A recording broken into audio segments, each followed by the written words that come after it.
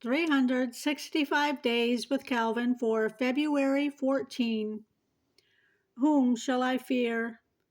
The Lord is my light and my salvation. Whom shall I fear? The Lord is the strength of my life. Of whom shall I be afraid? Psalm 27:1. Suggested further reading Romans 8:31-39. All our fears arise from this source.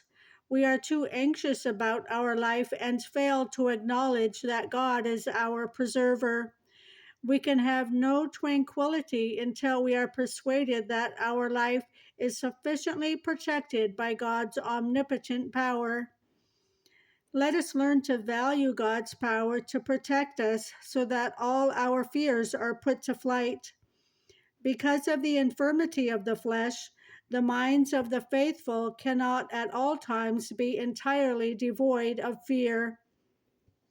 But let us immediately recover courage and, from the high tower of our confidence, look down upon all our dangers with contempt.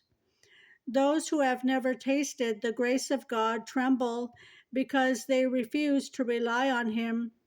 They imagine that He is often incensed against them, or at least far removed from them. But with the promises of God before our eyes and the grace that they offer, our unbelief grievously wrongs God if we do not, with unshrinking courage, boldly set Him against all our enemies.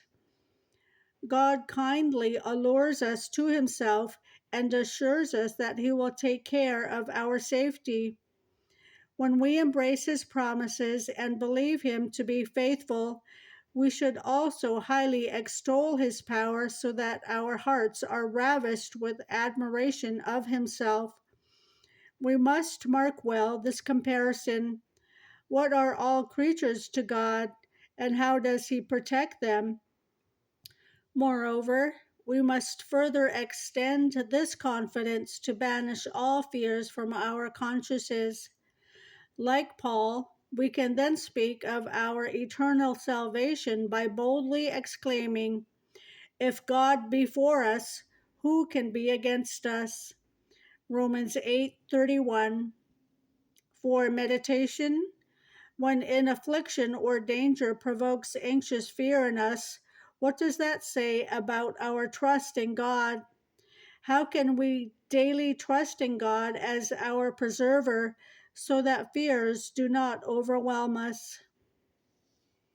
The reading for February 14.